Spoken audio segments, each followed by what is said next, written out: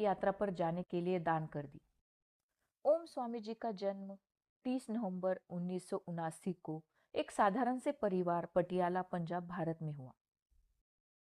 3 भाई बहनों के इस परिवार में ओम स्वामी सबसे छोटे थे। बचपन से ही ओम स्वामी जी को आध्यात्मिकता की ओर आकर्षण था, इसलिए 11 साल की उम्र में ही उन्होंने ज्योतिष शास्त्र और वैदिक शास्त्र के बारे में अध्ययन किया। 11 साल में ही उन्होंने मंत्र उच्चारण व ज्योतिष शास्त्र पर अध्ययन किया। ओम स्वामी जी ने अपनी किताब सत्य कहूँ तो में बताया है कि वे अपनी माँ से बहुत प्रेम किया करते थे और उनकी माँ भी उनको हर छोटी बड़ी चीज में सपोर्ट किया करती थी।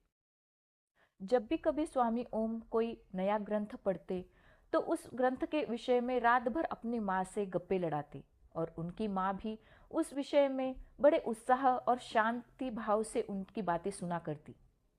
ओम स्वामी जी ने 2000 में ऑस्ट्रेलिया की यूनिवर्सिटी में बीबीएस की डिग्री हासिल की और 2002 में एमबीए की डिग्री वेस्टर्न सिडनी की यूनिवर्सिटी से ली।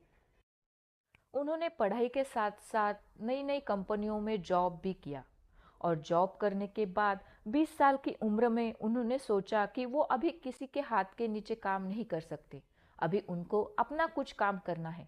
इसीलिए पढ़ाई पूरी होने के बाद उन्होंने अपना बिजनेस, अपना उद्योग शुरू कर दिया।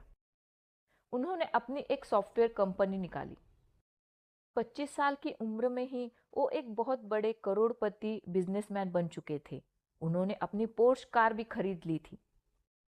लेकिन उनका आध्यात्मिकता ही लक्ष्य था, इसीलिए उन्होंने 30 की उम्र में ही अपना सारा कारोबार, धन दौलत सब कुछ त्याग कर भगवान की खोज में गायब हो गए। हिमालय में जाकर गहन ध्यान किया। गहन ध्यान के बाद जब उनको माता जी का दर्शन हुआ और साक्षात्कार हुआ तो वह हिमालय के जंगल से वापस आए और उन्होंने हिमालय में बद्रिका आश्रम की स्थापना की, जो कि गिरी गंगा के बगल में एक सुंदर सी घाटी में स्थित है। जब स्वामी ओम साक्षात्कार के बाद जब वापस आए तब उनकी माँ ने उन्हें बताया कि उनके जन्म से पहले ही यह तय था कि वो एक सन्यासी बनेंगे, क्योंकि उनकी माँ को एक गुरुजी ने पहले ही बता दिया था कि उनका दूसरा बेटा एक बहुत बड़ा महान सन्यासी बनेगा। ओम स्वामी जी ने कई सारी किताबें लिखी और हर साल ओम स्वामी जी 7 महीने एकांतवास में जाते हैं और 4 महीने आश्रम में प्रवचन देते हैं। यहाँ पर हमारा यह वीडियो समाप्त होता है। मिलते हैं हम अपने अगले वीडियो में, तब तक